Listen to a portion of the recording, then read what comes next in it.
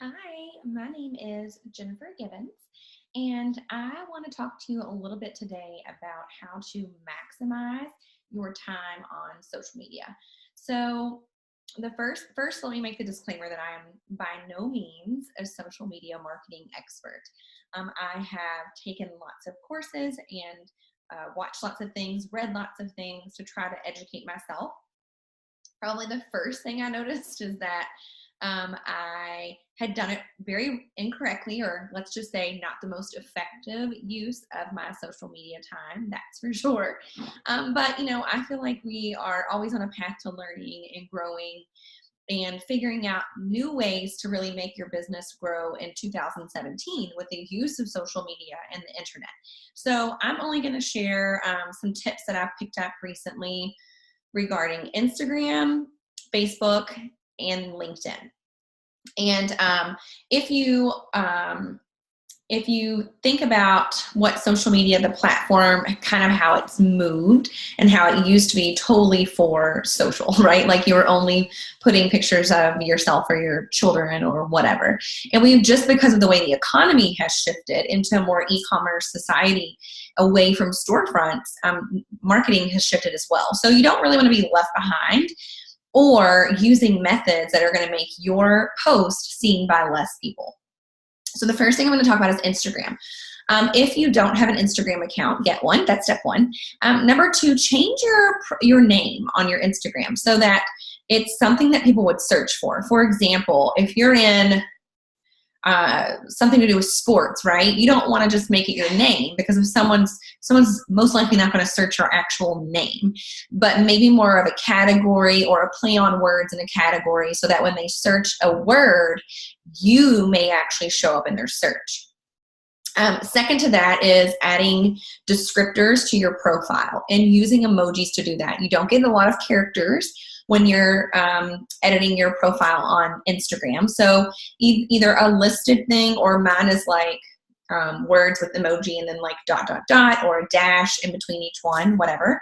If you have a website to put that's directing someone to your business, put that in your profile as well. So that the link to wherever the link is that you want them to go, you're putting that in your profile as well. Now, when you are creating that profile, like it's going to be in your name, but then you change the name that people will see, or when they're searching, you're gonna change that. So then you can tag yourself in your own post. So for example, I can tag at I think it's like Gibbons Party of 5.5 or something like that. I don't know, but then my name has something to do with dream building. So the dream building person's posting it. So let's say I'm posting something about a special, then I can tag at Gibbons Party of 5.5, and people are more likely to go to that tag than they are to click on you. So when you have them go to that tag, all it is doing is going to you, but then you have your link in your profile, or like if you have a current special, you can put that in your profile as well. So like I currently have something listed as a special on my profile so that it's, even if someone goes there, they see that immediately. When you're using images, and this applies to all platforms, not just Instagram, but use bold images, something that's going to catch someone's attention. Don't do those like screenshots where now they look like they've been photocopied, literally like black ink over them. I don't know if you've ever seen those, but make sure they're not blurry. If you're using some type of app to create your own images, really look at those and think about the professional level of marketing that they appear, because you are reflecting your brand by what you're putting out there in imagery. So if you're putting out something that doesn't look professional, then your brand doesn't look professional to people who may not know your brand. And depending on the type of business that you run, you may actually be the brand. Your profile is the brand for your company. So you have to be careful with what you're putting out there. So make sure it's quality, make sure it's bold, no spelling errors, right? That's like the worst. No mathematical errors, no anything that's gonna turn someone off or give your brand a bad name. And then have a really large set, especially on Instagram. Instagram is Twitter and then Instagram is the place that the hashtags originated or whatever. And so people use hashtags to search for things. So for example, I was looking for a hairstylist when I was going to St. Louis. And so I got on Instagram and put in hashtag St. Louis hairstylist or whatever. And all the people who had used that hashtag in their posts were coming up, right? And or if it were in their name, their profile name. So I scrolled through, I saw everyone's pictures, and then I found one that I found a picture I liked. I clicked on that profile, I looked at all her pictures, and that's the person I contacted. So those hashtags are very important. So if you could have a set of 30 and then use, like, I think they say 11 to 13 is the magic number to use. In Instagram, you can actually put them in your post. It doesn't change the visibility, at least not from what I've learned. So just have a set of 30. You don't use 30 on every post, but you have this like set of go-to, put them in your notes section, whatever, 30 hashtags that you can think of. And don't make up words because then you're kind of defeating the purpose. Like, I've been guilty of using a hashtag to explain the rest of what I want to say, right? But that's really defeating the purpose of the hashtag. Using the hashtag is truly just to make your post more locatable whenever someone puts that, easy for me to say, puts that word into the search engine or search part of Instagram. So using words that aren't made up that truly represent something that someone may be searching. Okay, so that's kind of my gist of Instagram. Then Facebook, I'm moving on to Facebook. First of all, Facebook is moving into more of a video platform. So what that means is, first, this is current, right? So it could change next week, but as of today, when you do a Facebook Live, it automatically prioritizes that and it shows up on everyone's feed, Facebook feed, in live time. So meaning, if I go live right now on Facebook, I'm going to show up in people's feed, like in your news feed first, before you see other people's posts. So you tend to see people who are live currently. It's posted in the feed in real time. So those take precedence, of course. Something to consider though, and even videos that you may share that you've pre-recorded, they don't show up in real time, but they still do potentially boost your visualization. So let me tell you how this has to work though. You have to have completion of the video. So on a Facebook Live, the more people who are engaging, that's good for your algorithm. If you post a video and people click on it and turn it back off, like they only watch 10% or 25% of the video, it's actually going to decrease the visualization of your future post until you boost it back up again. So be careful and mindful when you're creating videos or when you're sharing videos that they're not something that only you would be interested in watching for however long you created that. Or is it something that someone is actually going to be so interesting that people are going to complete? Because the completion rate is what will boost your future visualization of your post. Same thing with your Facebook Live. So of course, the amount of viewers, the amount of shares, also the engagement. So personal preference, I do not personally like it when someone's like, drop a 2 in the comments. I mean, I get it. It's because the engagement is what you're getting.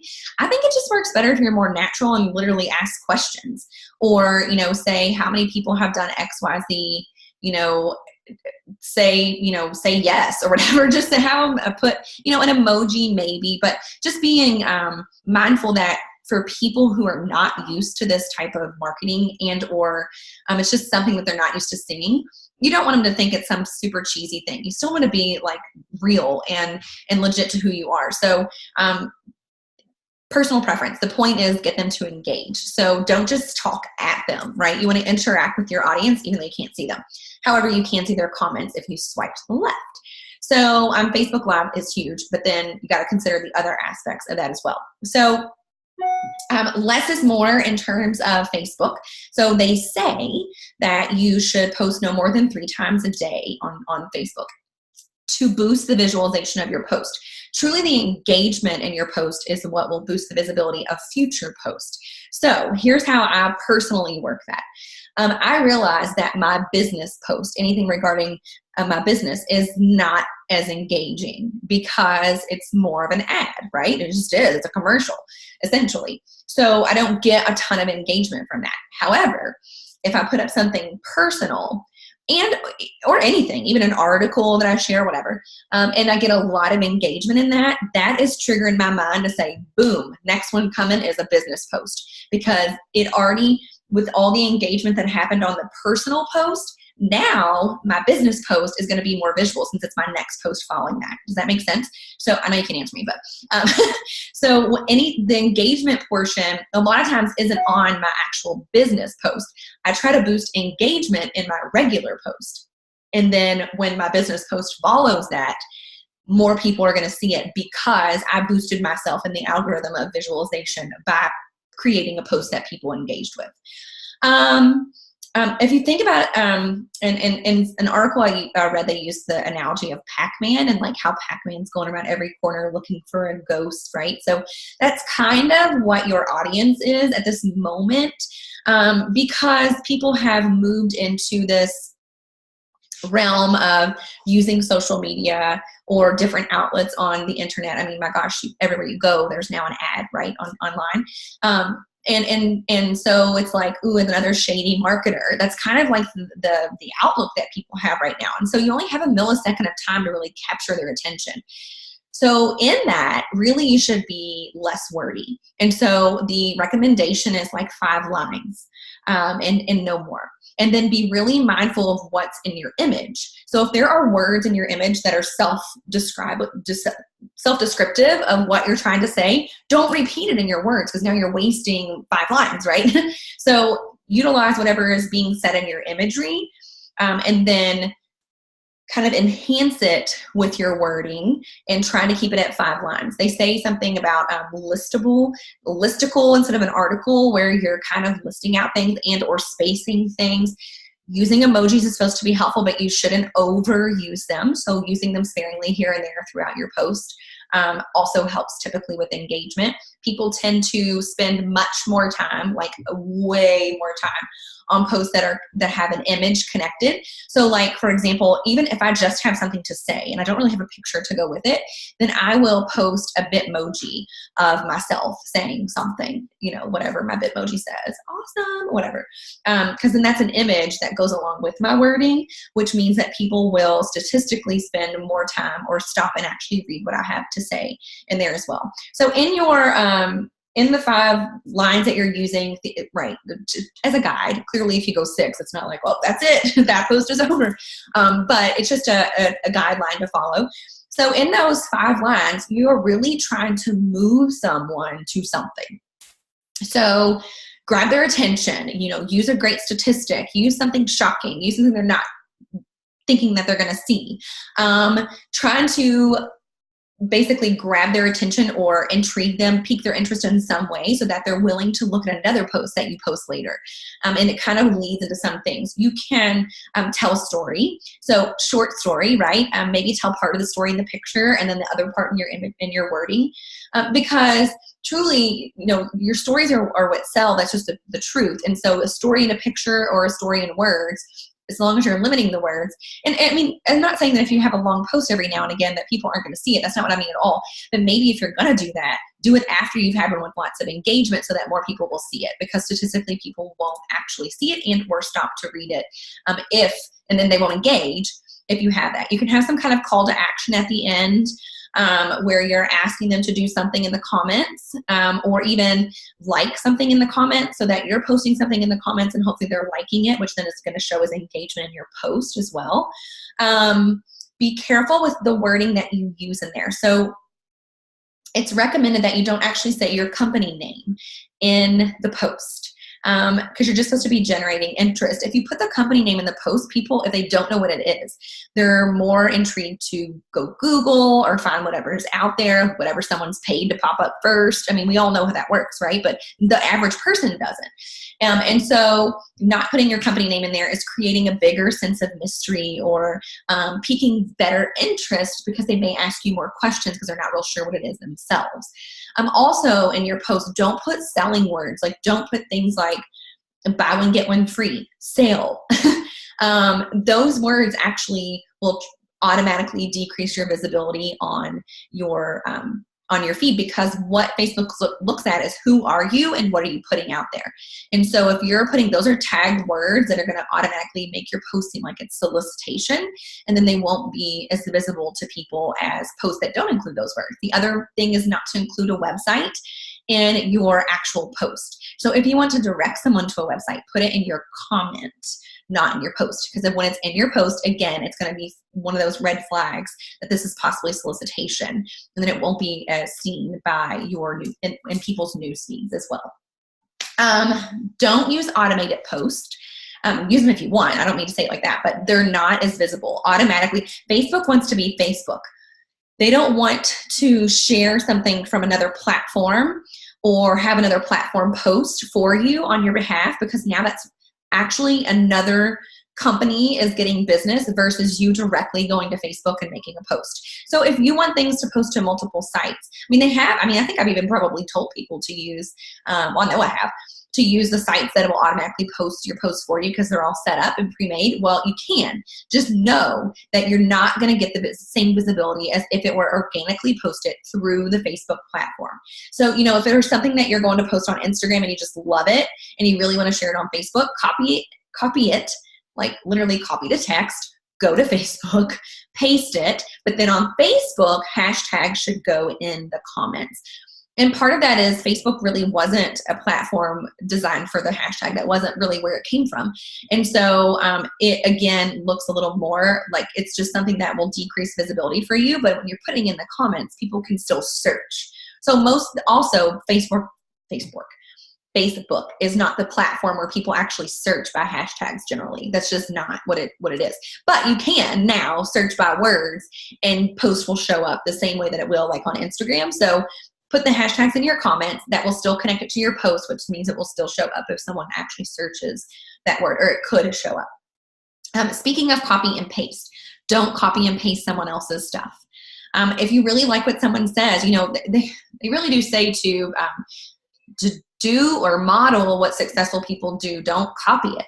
And that's because part of any kind of marketing really is what people are looking at is your personality. Who are you? What is your character?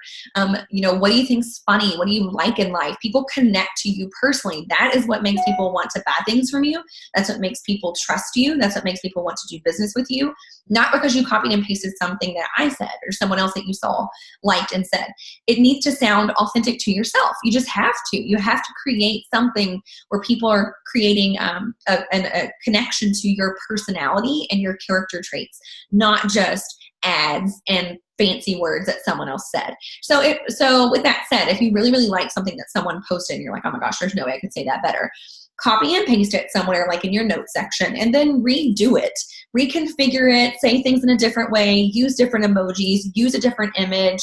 That will help you. But if you literally, let's say that I made a post with an image, you copied and pasted my verbiage and put it right into your post, automatically right off the bat, your post is less visible. It's going to be seen by less people in their news feeds. That's just the way the algorithm works. So mine won't change because I'm the original, but everyone after that copies, actually your post is now seen by less people. So careful doing that. I think that's all I want to say about that. So in all aspects of any platform that you're using, you have to realize that people are looking to connect to who you are as a person. So if you don't feel comfortable putting a lot of stuff about like your personal life out there, you don't necessarily have to do that. But put like what you like. Like if you're really into something's really like I love music. Well, maybe I find some kind of something that I want to share on Facebook, something regarding music, or I love science and I love healthcare and I don't love healthcare. I love taking care of people. Or I love different research articles that give you more information about how to live better or feel better or whatever. Well, then I can share those kinds of things on my wall myself so that other people can see them and engage. Something that actually my sister just sent to me the other day that I just thought about also was if you private message someone, then per the algorithm, your stuff will show up in their news feed. So think about that. Like also thinking about social media, when you're using Instagram and Facebook, you need to make a goal to have new friends and new people that you're following, because otherwise you're going to continue to show your stuff to the same people, and you're not really building those new relationships, which, this is relationship marketing. So you're trying to build new relationships.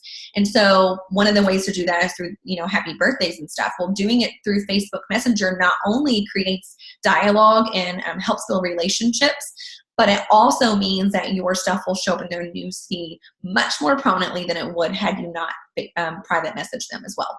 So that's another tip for that. The last thing I'm going to talk about, and I'm going to make it quick, is LinkedIn. So LinkedIn is not necessarily the same social media platform as, well, they're all different, right? Social media, Facebook was truly like keep up with your friends and family. Then it's evolved over time to adapt more similarly to some of the other platforms. Now, Instagram is a little different because it is a little more, there's a lot more business on there for sure, and marketing as well. Maybe not more anymore, but that it's accepted, I guess, better accepted on that platform. Then LinkedIn is truly a business networking platform. So when you're in business, it is a really helpful platform, and people expect that you're sharing business with them because that's what it's there for. It's there to create business connections, not to talk about your family, right? So that one, you're going to take a little different approach, but they actually, you can pay for trainings, but y'all, I don't really think you need to. They walk you through creating your profile on there, and it's very helpful. It'll tell you whether or not it's strong or weak or what you need to add, and, creating an image, a cover image of your own that maybe speaks to you or says something about you and who you are as a person.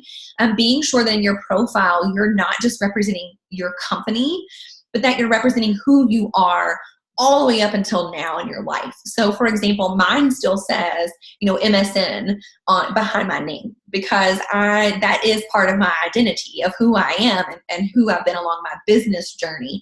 And then what that does is it gives you connections to people outside of just whatever industry you're in now, right? So it gives me connections to nurses and to nurse educators, because of what else I've put into my profile. For you, you may have had, 5 different career paths along the way. You want to put them in there, incorporate them in some way so that when you're reaching out to people in those different elements, you have a connection to them that someone who's not in that realm wouldn't necessarily have. So then once you complete a profile like that, you want to make sure you put a description of who you are, what you're looking for in your descriptor of yourself.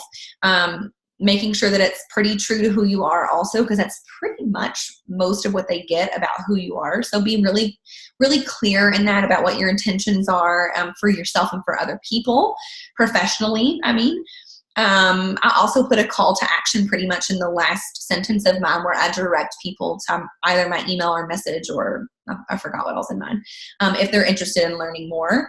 So that's like your profile part. And then you want to connect to people. Now, this is my personal opinion. So this is nothing in any course I've ever taken or anything. This is just my personal opinion. So you take it for what it is.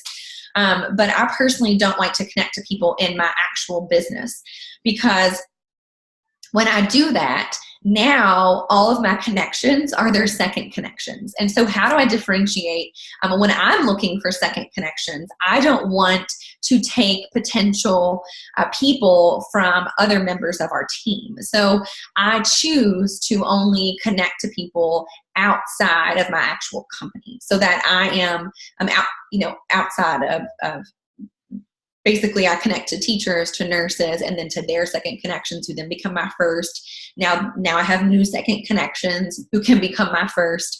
And then you can also, there's search options on LinkedIn. So you can search in a topic area. Like, for example, when we were launching into health and wellness, I put in health and wellness in the search bar, and then it shows you there's different options. You can either look for groups of health and wellness, you can look for people. So I joined some groups, and then I actually looked at people and requested a connection with them. And then in that, you need to send a message accompanying it. So don't just click connect, because it's very non-relationship building, right? So depending on who the person is, if it's health and wellness, and I say, I said something like, I'm in marketing for health and wellness, I look forward to connecting to you. Hopefully we can help each other in the future. It's just something very simple like that connects us on a common ground. And then talks about helping each other in the future, because that is what the platform of LinkedIn is actually, and I mean it. I want to help them. I also want to connect to them, and then you get their connections, so it's a win-win-win-win-win all the way around, right? And then you can see, just like as you can see on Facebook when someone accepts your friend request, when someone does that, you should engage. I'm talking about on any of your platforms. So if you can see that someone accepted your friend request, send them a message and say, hey, thanks for the connection. On LinkedIn, it's specific. It's like, hey, thanks for the connection. I look forward to helping each other out. Whatever you want to say. I mean, be authentic. If that's not what you would say something that you would say. And then about a week after the connection on LinkedIn, this is different. This is business networking. This is what it's expected. It's not about making friends and whatever. I mean, it is, but it's a totally different platform. So it's much more acceptable on LinkedIn to do this than it is on Facebook. So then like a week in, you can send a little snippet, either a quick video or whatever, and say, hey, I just wanted to give you some information about what I do in case you have anyone that I could help or that you could send my way. I'd love for you to send me the same so I can do the same for you. And so you're creating these mutually beneficial business relationships on LinkedIn. And then you never know where that relationship can go. So like, for example, I had a lot of Australian connections. And then when I went to Australia, I reached out to all my Australian connections and said, I'm going to be in your area.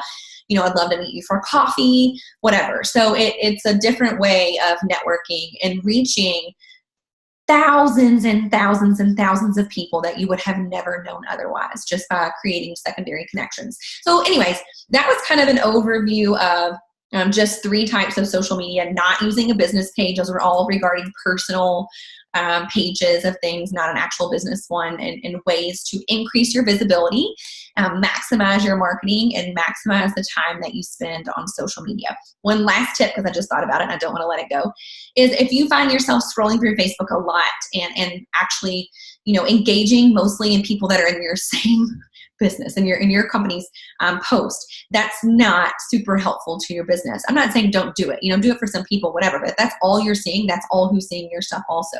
So in addition to creating new friendships and wishing happy birthdays and starting dialogues, also go through your own personal friends list to the bottom on Facebook. If you scroll to the bottom of Facebook of your friends, those are people who aren't really seeing anything. And so start engaging with those people. I mean, you can start a conversation if that's what's natural and normal for the moment. If not, start engaging in their posts for a little bit where you're commenting and liking their stuff, because then inevitably they're going to start seeing your stuff also.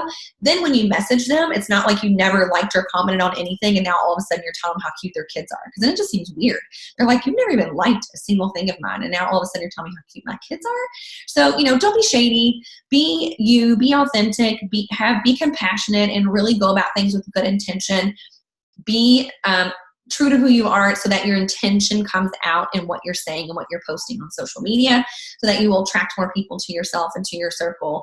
And then follow those simple rules and guidelines, or not rules, guidelines, to increasing your visibility so that you can really hammer home at a time when your engagement and visibility is super, super high. Those are the moments that you can throw out your business stuff so that people are more engaged just simply by the way you're utilizing the algorithm. So hope that helps, and have a wonderful rest of your day. Bye.